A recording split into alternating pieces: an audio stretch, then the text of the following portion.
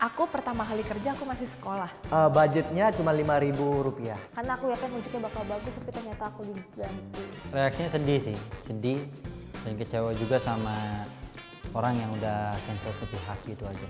Hubungan saya sama teman di kerjaan sebelumnya, mereka tidak senang terhadap saya. Karena saya banyak disukai oleh para klien. Kalau korupsi tipis-tipis tuh. Sementara ini sih belum ada ya kepikiran kayak gitu. Kabur sebentar, habis itu baru masuk lagi ke tes, kayak gitu, bandel-bandel dikit-dikit aja.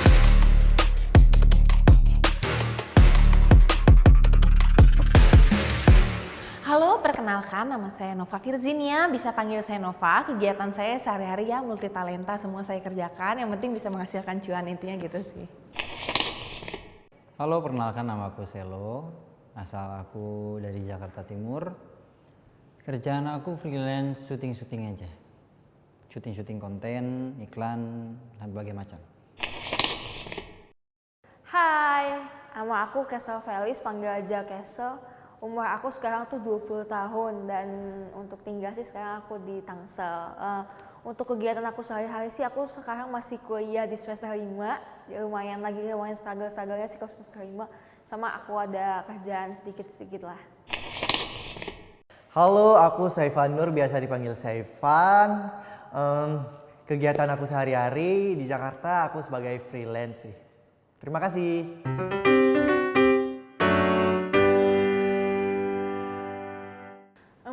Pekerjaan pertama nih ya yang aku ingat waktu aku masih kecil. Umurnya sih aku agak lupa sih, tapi ini waktu masih kecil aku jadi talent di iklan gitu. Tapi seingat aku budgetnya itu waktu itu iklan 1 juta waktu masih kecil gitu. Iklan kalau nggak salah buat company profile gitu. Kerjaan pertama aku itu ya dari zamanku sekolah SMA kelas 2 itu syuting. Gajinya itu waktu itu karena aku masih awal-awal bawa-bawa banget kayak ekstra figuran-figuran kayak gitu, cuman dibayar 150 ribuan pada saat itu. Wih, pekerjaan pertama aku itu waktu aku SMP. Sebenarnya ngebantu toko sih. Cuma dikasih budgetnya cuma Rp5.000. Dari habis pulang sekolah dikasih Rp5.000 sampai jam 6.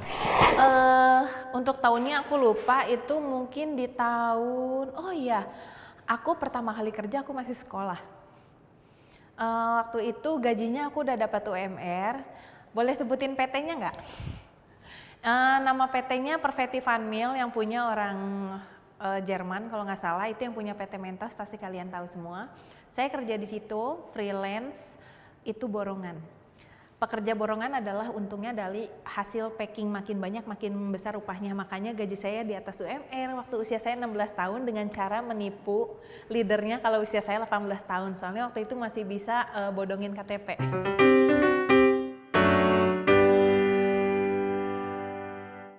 Oh, kalau masalah PHK sih belum pernah, karena aku belum pernah kerja kantor. Dan kalau masalah kayak kan sekarang kan aku freelance, jadi pernah beberapa juga job yang di cancel. Salah satu faktornya karena jobnya nggak jadi, dan yang kedua mungkin karena dari kliennya butuh opsi yang lebih dewasa. Ya, sebenarnya sangat sedih dan kecewa juga sih, soalnya kan udah amanin tanggal buat jobnya, tapi tiba-tiba sehari sebelum udah dikabarin ya belum rezeki, ya udah gitu. Tapi udah biasa juga sih, udah sering juga ngerasain, jadi udah santai aja. Saya pernah resign di tempat kerja kedua kalinya, yaitu di Golf, karena menurut saya kerja di sana betul-betul menguras tenaga dan fisik. Jadi saya mengundurkan diri. Rasanya setelah mengundurkan diri, karena sekarang saya fokus di entertain, saya ngerasa bangga. Karena dulu atasan saya pernah bilang, kalau udah kerja di sana kita nggak akan pernah dapat kerjaan lagi yang enak. Tapi ternyata saya di sini bisa menjadi bos untuk diri saya sendiri. Saya bisa ngatur schedule di waktu yang saya inginkan. Nggak seperti kerja di Golf menjadi pembantu mereka klien. Mohon maaf. Pernah sih beberapa kali kayak udah di lock gitu, udah di lock satu project. Terus tiba-tiba katanya suruh standby dulu tanggalnya berapa, bla bla bla bla. Tapi emang belum ada tanggal pasti, cuma katanya udah di lock. Terus tiba-tiba dikabarin lagi nggak jadi nih, mereka udah syuting. Ternyata katanya ganti talent lain.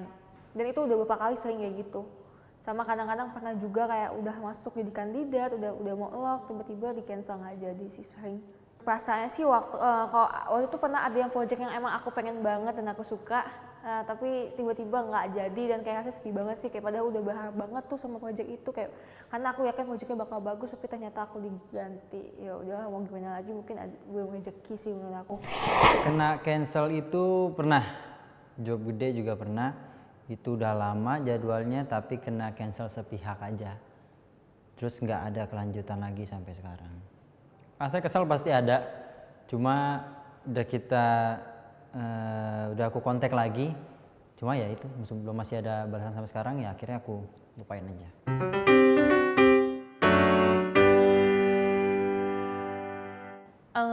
Reaksi mereka sangat dipertimbangkan juga ya kalau untuk keluarga. Tapi saya berusaha meyakinkan bahwa di entertain ini saya bisa mendapatkan hal yang lebih baik dari jabatan saya sebelumnya. Ibarat kata ya naik tingkat lah. Tadinya di golf itu sebenarnya pramugolf itu dalam artian secara umum menurut saya itu pembantu sih, disuruh-suruh orang. Kalau di sini saya disuruh-suruh orang, tapi saya bisa manage waktu. Kalau kita punya skill, bayaran kita makin tinggi. Itu yang saya cari adalah uang. Kalau aku sih cuman kasih tahu aja. Aku lebih baik jujur sih daripada aku diem-diem gimana. Kayak job tadi nggak jadi, aku tetap kabarin. Ini mama, papa ini belum rezeki. Mana tahu rezeki kedepannya lebih gede lagi, lebih baik lagi. Gitu aja sih. Reaksinya sedih sih, sedih dan kecewa juga sama orang yang udah cancel sepihak gitu aja.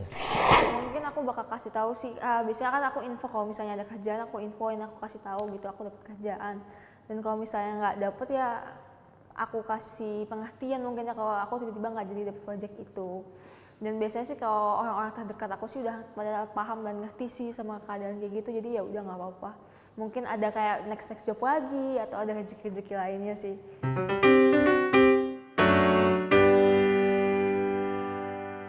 Hubunganku sama teman-teman di tempat syuting itu baik-baik aja, semuanya baik-baik. Alhamdulillah masih cukup baik. Biasanya kita kadang-kadang masih kontakan di WA, ada yang cuma mau tualan IG doang sih. Tapi kadang-kadang masih suka ngobrol-ngobrol atau ketemu sih kadang nongkrong. Hubungan saya sama teman di kerjaan sebelumnya, mereka tidak senang terhadap saya. Karena saya banyak disukai oleh para klien, banyak yang berpikir buruk tentang saya. Tapi saya selalu menganggap klien saya adalah keluarga saya, terutama seperti orang tua saya yang selalu memberikan pendidikan pengajaran yang eksklusif. Sebab kenapa? Para klien adalah orang-orang yang sukses. Hubungannya sangat baik karena banyak banget ilmu-ilmu yang aku dapat dari senior-senior sebelumnya, dan aku sangat rindu kalian.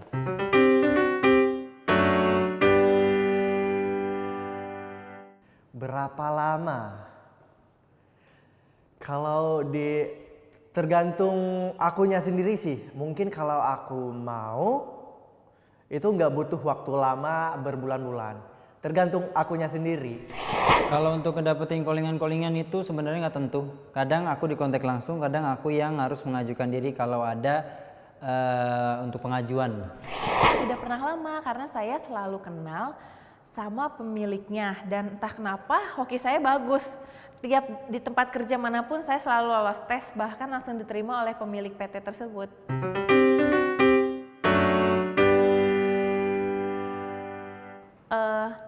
Kalau di tempat kerja yang lama untuk korupsi biasanya saya namanya di lapangan itu nggak turun ke lapangan, dalam artian kita masuk terlambat kena hukuman akhirnya suruh benerin lapangan, padahal di saat benerin lapangan kita itu ketemu klien dan cuma-cuma dikasih uang, jadi saya nggak perlu kerja. Kalau korupsi tipis-tipis tuh waktu aku masih awal-awal banget ya, karena ngikut-ngikut yang anak-anak teman-teman lain atau masih bawa-bawa yang harusnya aku take, karena kita mikirnya banyak di sana, karena set mahasiswa kita agak kabur sebentar, habis itu baru masuk lagi ke set, kayak gitu sih, bandel-bandel dikit-dikit aja. bandel tipis-tipis. Mungkin soal waktu kali ya. Mungkin soal waktu aku pernah kayak bilang, jadi waktu itu aku cerita aja pernah dapat koingan syuting jam 5:30 pagi. Kebetulan aku malamnya kalau saya emang lagi kurang enak badan, cuman aku bilang aku paginya nggak bisa karena alasannya gerbang kasar ditutup, padahal enggak. Jadi agak maju itu jam koingannya. Jadi agak mundur maksudnya. Jadi bohong, tapi sih suka agak kadang-kadang suka kayak gitu sih aku. Kalau emang takutnya soalnya aku takut ngerasa telat dan jadi malah ngerugiin orang. Jadi lebih baik aku omongin gitu, nggak bisa datang jam segitu. Sementara ini sih belum ada ya kepikiran kayak gitu. Bahkan walaupun aku kurang sehat ya karena profesional kerja, aku bakal kerja sebisa aku.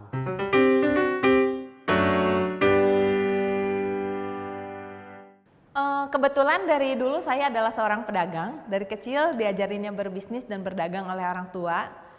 Sebelumnya udah pernah punya usaha, tapi saya menutup usaha saya karena satu pengalaman yang membuat saya sakit hati. Jadi saya nggak mau untuk berdagang lagi. Bikin usaha. Iya, kepikiran aku bikin usaha. Aku pengen bikin toko olahraga dan toko sembako di daerah aku sendiri. Jujur aku suka usaha. Daripada kerja kantoran, aku malah kadang kepikiran buka usaha. Aku pengen banget mungkin sama temen-temen aku buka usaha makanan sih. Kalau nggak makanan atau jualan-jualan pernak-pernik gitu pengen sih. Cuman belum tahu sih kapan. Cuman kepikiran aja. Pernah, bahkan sampai sekarang masih kepikiran aku pengen bikin usaha coffee shop. Yang sekaligus kayak ada tempat buat cuci mobil, cuci motor kayak gitu. Wah, bagus banget nih. Pokoknya buat kalian selagi masih muda, selagi kaki kalian masih bisa berjalan, tangan kalian bisa mengetik atau apapun itu dan otak kalian masih bisa berpikir, jangan pernah takut untuk mencoba hal-hal yang baru.